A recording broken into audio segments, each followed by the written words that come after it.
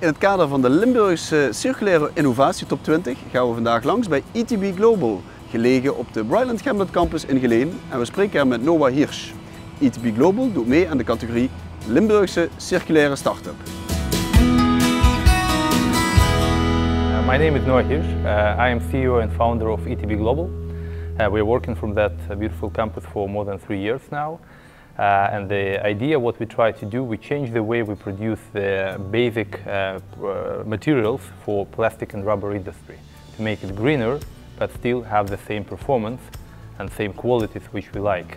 And that's what we try to do, to make a green material, which is called butadiene, and it's used for plastic and rubber, and make it with low carbon footprint, with the same quality performance, and which will allow the producers of products which we love, like tires, Lego blocks, medical products, and many others. You can put it in many products.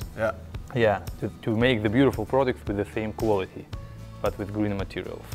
And why your company is located here on the Brightlands Hamlet campus? When we are close to get a first commercial plant to the ground for the final de-risking and validation of our technology, we were looking for the place which offers the best infrastructure for that.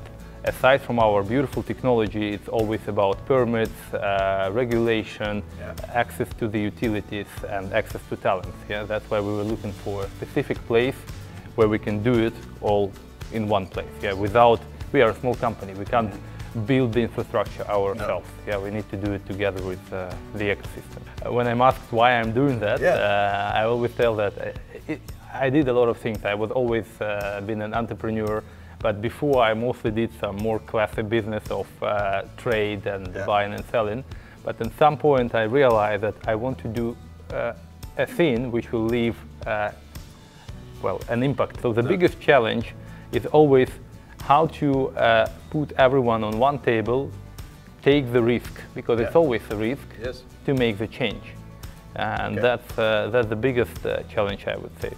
Yeah, another probably aspect is that when we try to replace the fossil-based material, we always have to look at the price level of how we can be competitive with the fossil-based alternative. And in the end users, because in the end, it's you and me who will buy Lego blocks for our kids or new tires for the cars, and we need to understand that, okay, if we pay a little bit more, that is because this product now is better for environment. I wish you all the luck with your innovation and with your company. Thank you very much. Thank you, Javier.